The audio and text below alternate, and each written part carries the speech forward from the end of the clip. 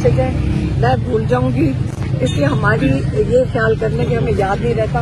अगर आवाज आएगी तो मैं रुक जाऊंगी, इससे कोई ना बोले। अच्छा पहले याद करना, बहुत लंबा मैसेज है, साथ ना कोई बोले बस, ठीक है ना, प्लीज। बिस्मिल्लाहिर्रहमानिर्रहीम। आज इमरान खान ने 2-3 बड़े अहम मैसेजेस दिए हैं। पहले इमरान खान और बुशरा बीबी के बारे में बता दूं, क्योंकि इमरान खान की सेहत के बारे में काफ़ी क्यासराइयाँ होती हैं।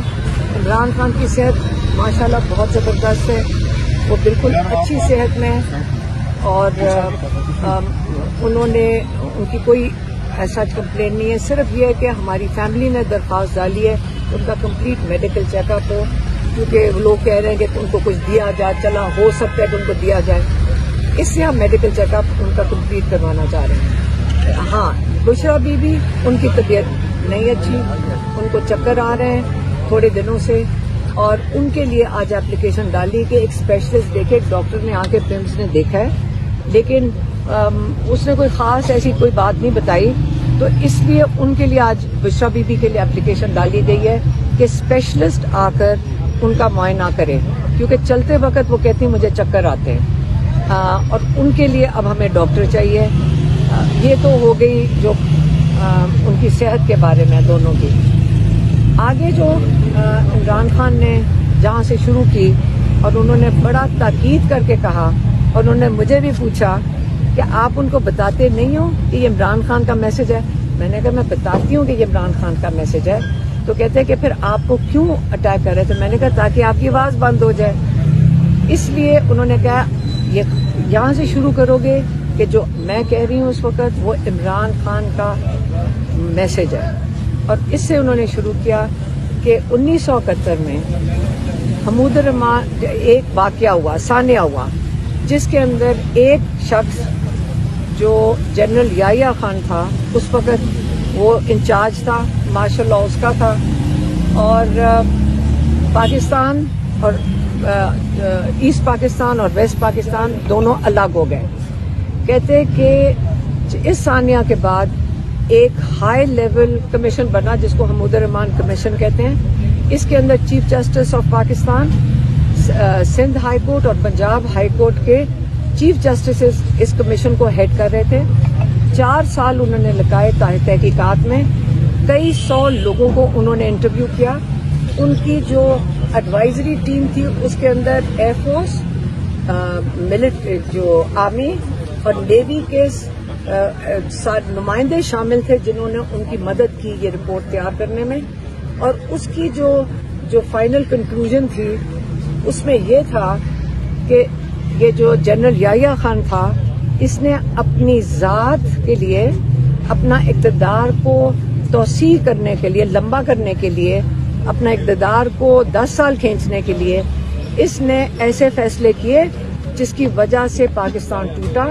उसमें सबसे अहम फैसला ये था कि जो सबसे बड़ी जमात थी, जो मुजीबुर रहमान जिसका सरबराह थे, अवामी नेशनल लीग, अवामी नेशनल लीग को उन्होंने दबा दिया। 162 में से उनको 160 सीटें मिली थी, उनको उन्होंने कबूल करने से इनकार किया। मुजीबुर रहमान को जेल में डाला, और ये सोच के कि हम वेस्ट पाकिस्तान में हम अपने आप को ज़्यादा सीटें दिखाएंगे। और उसके बाद इन्होंने 24 मार्च 1971 में इन्होंने बाकायदा मुज़ाकरात किए मुजीबुर रहमान के साथ, लेकिन उसी रात फुल फ्लेज्ड ऑपरेशन शुरू कर दिया जिसमें 50,000 लोग, जो कहते हैं कि अनऑफिशियली वो कहते थे 50,000, लेकिन कई लाखों लोगों की जानें गई उस ऑपरेशन में। और पाकिस्तान और ईस्ट पाकिस्तान और वेस्ट पाकिस्तान अलग हो गए। अब वो यही बताने की कोशिश कर रहे हैं कि देखें, एक शख्स जैसे कि ये जनरल याहिया थे, इन्होंने अपने इक़्तिदार की सोच के लिए सारे फैसले किए, अपने ज़ात के लिए फैसले किए। और आज पाकिस्तान में बिल्कुल वही हालात हैं। कहते आप ये देख लें कि 9 मई कैसे हुआ। 9 मई में ये कैसे हो सकता है कि रातों रात 10,000 लोगों को आपने 10,000 लोगों को आपने कैसे आइडेंटिफाई किया कि इनको पकड़ना है। एक रात 2 रातों के अंदर 10,000 लोग आप कैसे तहकीकात किए बगैर, आइडेंटिफाई किए बगैर आपने पकड़ लिए। इसका मतलब है ये प्री प्लान था। 9 मई जिन्होंने सीसीटीवी फुटेज सारी बिल्डिंगों की हटाई उन्होंने किया है। अब वही सिचुएशन इस वक्त यही है कि अगर मैं आप बात करूंगी, पता नहीं आप लोग रिकॉर्ड कर सकते हो कि नहीं, मैं इसलिए कर रही हूँ। तो आसिम मुनीर ने 9 मई इसलिए करवाया ताकि पीटीआई का शुरुआत कर दें। फॉल्स फ्लैग ऑपरेशन था, उन्होंने शुरुआत की इस बहाने से पीटीआई को खत्म करने की। पहले इन्होंने इस बहाने से हजारों लोग पकड़े, इसके बाद इसी बहाने से आपने पीटीआई का झंडा लिया, आपने पार्टी को दबाया। कोई कैंडिडेट खड़ा होता था उसको आपने हरासा किया, लेकिन फिर भी बगैर सिंबल्स के 8 फरवरी एक इनकलाब आया। हर किस्म के सिंबल के बावजूद लोगों ने जाकर इस जुल्म के निज़ाम के खिलाफ वोट डाला। 2/3 अक्सरियत हुई और आपने अगले दिन 9 फरवरी को आपने सारा इलेक्शन इसको चोरी कर लिया। और उसके बाद एक कमिश्नर पिंडी, जिसका आजकल कोई नाम नहीं लेता, लेकिन इमरान खान नहीं उसको भूले और वो कहते हैं आपको भी रिमाइंड करें। एक कमिश्नर ने आके कहा मेरा ज़मीर गवारा नहीं करता कि हमने 50-50 हजार वोटों से पीटीआई जीत रही थी और हमने उनको हराया। फिर आपने कहा जी वो कमिश्नर का दिमाग खराब हो गया था, क्योंकि उसका ज़मीर जाग गया तो उसका दिमाग खराब हो गया। आपने उसको कहीं गायब कर दिया। दोबारा वो शख्स कमिश्नर का कोई पूछता भी नहीं है और वो पूरी और ना ही कोई मीडिया पूछता है कि वो बंदा किधर गया। अच्छा, इसके बाद आपने जो बाकी जो रह गए आपने सजाएं देना शुरू करी 9 मई की। इस वक्त जो सीटें पीटीआई को मिली थी उसमें से भी अब आप थोड़ा 2-2, 10-10, 12-12 करके अब वो भी चोरी कर रहे हैं। अब आपने किसको नाअहल किया? एजाज चौधरी को, क्योंकि आपने वो सीट किसको दे दी? राना सनाउल्लाह को। अब आप अपने लोगों को लोगों की सीटें नाजायज नाअहल करके, नाजायज सजाएं देकर उनको अब नाअहल करके इनकी सीटें आप कब्जा कर रहे हैं 2-2, 4-4 करके। तो इमरान खान ने यही कहा कि आप देखें कि यहाँ क्या हो रहा है, आप इनकी हुकूमत को लेजिटिमाइज ना करें। आपको समझे क्या कह रहे हैं? अभी जो बाई इलेक्शन थे उन्होंने कहा, मैंने इसलिए इनको कहा था कि जो बाई इलेक्शन हैं जब उन्होंने ज्यादती किया लोगों के ऊपर, इनको नाजायज नाअहल किया, नाजायज इनको 10-10 साल की सजाएं दी हैं। आपने इनकी छोड़ी हुई, इनकी कब्जा की हुई सीटों के ऊपर आपने इनको लेजिटिमाइज नहीं करना, क्योंकि नून लीग ने फिर इनको चोरी करके ले जाना है। इसलिए उन्होंने कहा है कि मैं खराजे तहसीन पेश करना चाहता हूँ कि सारी नेशनल असेंबली वालों ने अपनी कमेटियां छोड़ दी और उन्होंने रिजाइन दे दिया और उन्होंने अपनी सारी मुराद वापस कर दी।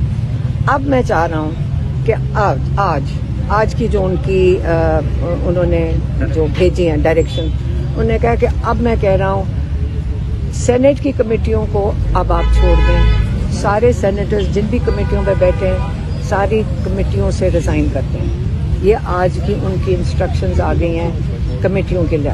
और उन्होंने ये भी कहा है कि थोड़े दिनों के बाद मैं अगला प्लान ऑफ एक्शन दूंगा। असेंबली से नहीं, उन्होंने ये नहीं बताया। नहीं, उन्होंने सिर्फ ये कहा है कि मैं अगला लाएमल दूंगा। अच्छा, तीसरा पॉइंट, और क्योंकि हमारे इस वक्त MNAs भी यहाँ पे मौजूद हैं KP के, उन्होंने तीसरा पॉइंट, और ये बहुत अहम है और इमरान खान इस पे बहुत सख्त परेशान थे और हमें उन्होंने कई दफा, एक दफा नहीं 2-3 दफा इसके बारे में बारी बारी आके कहा, याद है ना मैंने क्या बताया है? और कई चीजें आपको पता है इस उम्र में भूल भी जाती हैं। लेकिन उन्होंने कहा सबसे अहम चीज ये है कि जो KP में ऑपरेशन हो रहा है ये रोका जाए। कहते इसी तरह जब एक दफा उन्होंने पहले ऑपरेशन किया था ANP की हुकूमत के ऊपर ये बात आई थी, क्योंकि आगे जो भी एक्ट इनका है या जो भी इनके पास है वो पुलिस आगे करते हैं। कहते हमारे पुलिस के एहलकार शहीद हो रहे हैं, हमारे दूसरी तरफ हमारे ही लोग शहीद हो रहे हैं और ये चीज हाथ से निकल जाएगी, क्योंकि इससे दहशतगर्दी बढ़ेगी। कभी भी इन किस्म के ऑपरेशन से कम नहीं हुआ। 2004 से आप देख रहे हैं, उससे पहले कभी पाकिस्तान में ये चीजें नहीं हुई थी कि दहशतगर्दी बढ़ती क्यों है। जब आप अपनों के ऊपर बमबारी करेंगे और बेगुनाह लोग जाएंगे तो फिर दहशतगर्दी इसी चीज से बढ़ती है। फिर उन्होंने कहा कि अफगानिस्तान, कहते अफगानिस्तान हमारा भाई, मुसलमान भाई मुल्क है। अफगानिस्तान के साथ आपने जान के आप अगर उनके ऊपर बमबारी करेंगे जाकर, तो आप उनके साथ ये बिल्कुल मत करें। आपने जिस तरह उनके लोगों को यहाँ पे कई 3-3 नस्लों से यहाँ रह रहे हैं, उनको जिस तरह आपने बेदर्दी से उनको यहाँ से डिसरिस्पेक्टफुली उनको निकाला यहाँ से, ये बिल्कुल तौहीन किया आपने अपने भाइयों की। और कभी भी आप याद रखें, रसूल पाक सल्लल्लाहु अलैहि वसल्लम जब हिजरत करके कहाँ गए थे? मदीना। लोगों ने उनको अपने घरों में किया था क्योंकि उनकी मुश्किलात थी अपने शहर में, उनको कितना उन पे जुल्म किया जा रहा था। तो आज आपके मुसलमान भाई जब आपके पास आए हुए थे, आप उनको धक्के दे के बाहर निकाल रहे हैं, ये उनके ऊपर उनको बड़ा दुख था। फिर उन्होंने कहा आपने एम्बेसडर को जैसे किया, मेरे ख्याल में वो वापस गए तो उनको वापस आने की इजाजत नहीं दी। तो ये बड़ी इस पे उन्होंने बहुत इस पे सख्ती से इसका ना वो खुश नहीं थे इस बात पे।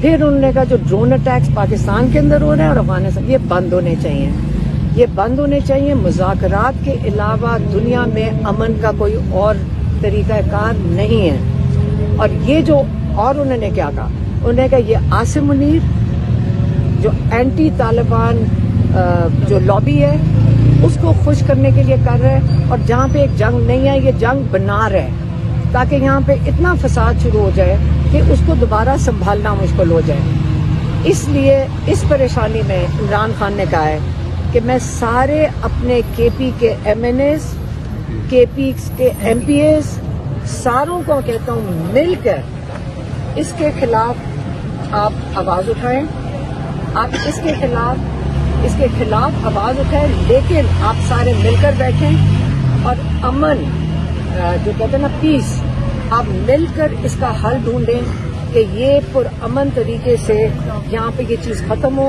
हमारे पुलिस का शहीद हो रहे हैं, हमारे फौजी भाई शहीद हो रहे हैं, हमारे वहाँ पे सैलाब आए हुए जिन इलाकों में उधर लोग सैलाब का भी सामना कर रहे हैं और ऑपरेशन का भी सामना कर रहे हैं। ये बहुत ही जुल्म हो रहा है और आप लोगों का रिस्पॉन्सिबिलिटी है कि आप सारे मिलकर इसका हल ढूंढें कि वहाँ पे जल्द से जल्द अमन आ जाए केपी के अंदर। मैडम, इमरान खान साहब बार बार हुक्म दे रहे हैं लेकिन अली मीर गंडापुर साहब की तरफ से उस पर अमल दरामद नहीं हो रहा, वो मुलाकात भी नहीं कर रहे, उल्टा वज़ीर आला हाउस में बैठे लोग जो है वो खदीजा शाह के खिलाफ मुहिम चला रहे हैं, उस पर क्या कहेंगे? मुझे देखिए इस पे फोकस करें, ये इमरान खान का पैगाम था और यहाँ पे माशाल्लाह हमारे एमएनए भी खड़े और यहाँ पे वज़ीरिस्तान के एमपीए भी हैं, मियाँ वाली से जमाल खान हमारे जो नान की सीट पे हैं वो भी खड़े हैं और संगू से भी आए हुए हैं, यहाँ पे हमारे लोग केपी के आए हुए हैं और आप यकीन करें ये इलेक्टेड नुमाइंदे हैं और इमरान खान ने इनको कहा है कि मिल के इसका हल ढूंढें। दूसरा हफ्ता हो गया मैडम कि आप अपने ऊपर तनकीद बर्दाश्त नहीं करती हैं और जो आप पर तनकीद करे आप उसको अपनी कारकुनान की जानिब से घंटी लगवाती है, इस पर जरा वजाहत दीजिएगा। चलो ये तो खत्म हो गया, चुप। अच्छा सवाल पूछो। जी आप पर इल्जाम है कि आप जो है वो दोबारा सख्त इल्जाम पे आप बर्दाश्त नहीं करती हैं, आप साथियों को घंटी लगवा। 2 साल से तो बर्दाश्त कर लिया आप सबको यही कह रहे हो। देखो अब आप ऐसे करो, मुझे क्या सवाल पूछना चाहते हो? अब ये देखो, जब इमरान खान का पैगाम है ना बेटा, याद रखो सबसे अहम चीज इमरान खान का पैगाम है। अगर आप उसको खत्म करवाने के लिए आते हो और ये सारा तमाशा करो कि मेन स्ट्रीम मीडिया भी बॉयकॉट कर दे तो कोई बात नहीं। हम इमरान खान का पैगाम वीडियो बनाएंगे, अगर आप डाल सकते हैं तो आप डाल दें। हमारी एक जिम्मेदारी है और वो इमरान खान का पैगाम है, हम उसके ऊपर फोकस करेंगे। आप लोगों ने तनकीद कर दी है, जब मैं इमरान खान का पैगाम दे दूं आप अलग आए मेरे साथ आके बैठें और जो सवाल करने कर लें, लेकिन जब इमरान खान का पैगाम आ रहा हो आप उसको अगर डिस्टर्ब करना चाहेंगे मैं उस वक्त इसका जवाब नहीं दूंगी। हाँ, अलग बैठना है और सिर्फ मेरे जात के ऊपर बात नहीं, आ जाए बैठ जाए जितने मर्जी सवाल कर लें, लेकिन इमरान खान का जब पैगाम दे रही होंगी मैं बड़ी क्लियर हूँ, आप जो मर्जी कर लें। हम 2 साल से यहाँ आते हैं, हम हमेशा इमरान खान का पैगाम देते हैं और इंशाल्लाह हम देते रहेंगे। अगर देखें हमारे आप सारे बच्चे हैं, हम यहाँ पिछले 2 साल से आपके साथ बड़े खुश असलूबी से चल रहे हैं। 2 साल तो आज क्या चीज एकदम हुई 4 दिन 1 हफ्ता पहले, हाँ क्या चीज हुई कि सडनली ये तमाशा लगा। सारों को समझ आ रही है इमरान खान का पैगाम बाहर ना आए और आसिम मुनीर का नाम जो जो जो इनके साथ जुल्म कर रहे हैं उनका ना लो। क्यों? ये क्या तरीका है? हम क्यों ना लें? हमारे मुल्क के लोग हैं, हम जिसका मर्जी नाम लें। ये क्या तरीका है? ये कैसे बैन लगा सकते हैं? मेरे ऊपर 10 और FIR काट दो, लेकिन इमरान खान का भी नाम लेंगे हम, आसिम मुनीर का भी नाम लेंगे। और इमरान खान का है इस वक्त 9 में भी उसने कराया।